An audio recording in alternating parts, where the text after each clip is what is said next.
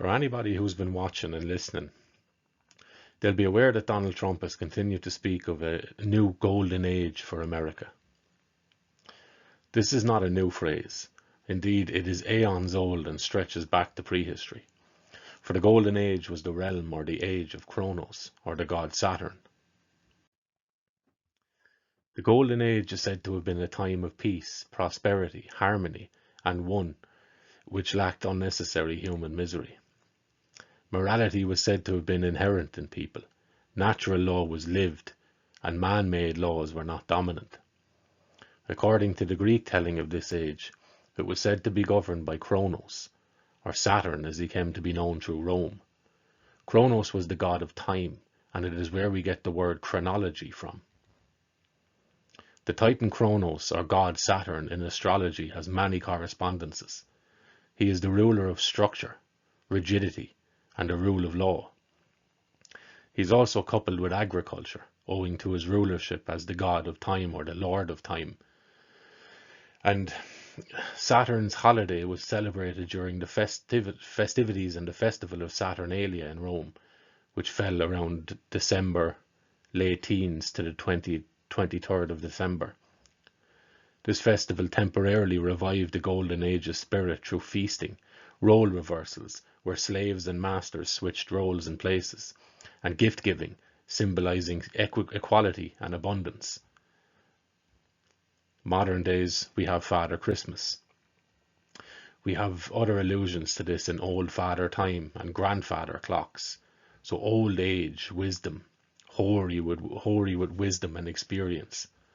You'll also note that Elon Musk, who is working with Donald Trump, you would assume to bring in this golden age. His logo for Grok or for X, you can see it in front of you. It is Saturn. But Saturn does not fall just into astrology. He also has a home in the tarot. And for anyone familiar with the glyph of Saturn, you see that it is a cross, which represents matter, above a sickle or a crescent, a scythe, which is used for reaping, for harvesting. So in the glyph alone, you have Saturn or Kronos as the harvester of time, right? The reaper of time, the grim reaper even, because time eliminates itself in death, with the grim reaper being the reaper of souls, right? The taker of time, the taker of life. When your time is up, you meet the reaper.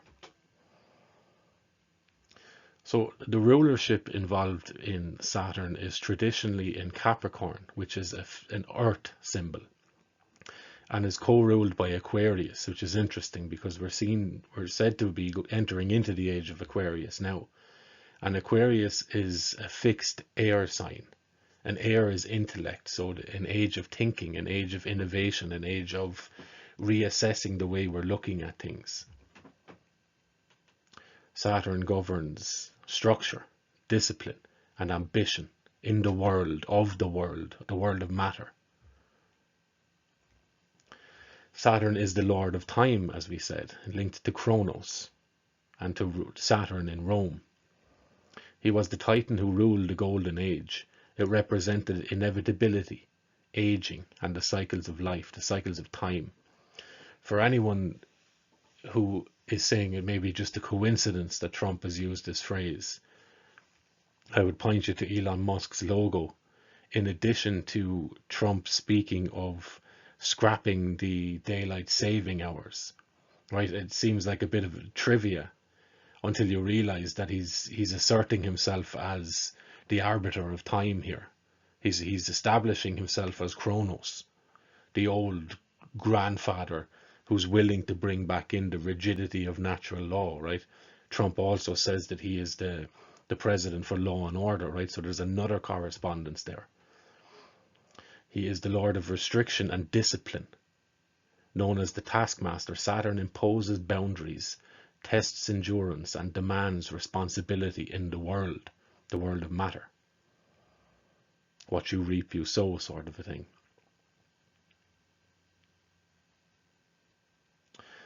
naturally, each tendency in the human psyche, each archetype that we relate with, each perspective that we adorn to look at the world through, has its pros and its cons, right? So law, responsibility, rigidity, structure, those can be.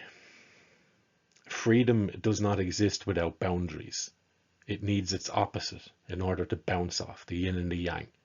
So unstructured freedom is chaos.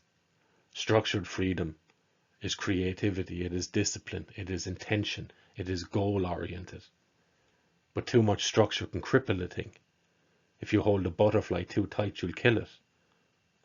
That sort of a thing. If you put too many, as William Blake said, the mind forged manacles, if you put too many restrictions on yourself, you kill yourself. You do not allow yourself to be free. You do not allow yourself to be channeled in any sort of creative endeavor. So in Hermeticism and alchemy, Saturn is linked to the base matter, lead, the very substance of being, right? Bones, the very fundamental essence of your life, which is your body, the thing that is tied to matter, the cross. Saturn and lead must be transmuted into gold, symbolizing the soul's journey from limitation to free expression, to enlightenment, if you will. It's the light of nature hidden in darkness.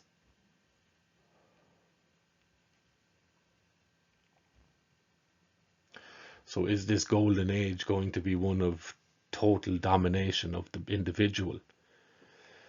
Or is it going to be a freedom that is imposed by reasserting the natural boundaries of natural law, where each individual, their freedom reaches its limit at the borders of another's? Is this what this age is going to be? You'll recognize as well that in 2020 there was a conjunction that happens between Saturn and Jupiter. Jupiter being the god of expansion, right, of growth, coupled with the natural boundaries of Saturn, or of Kronos, right?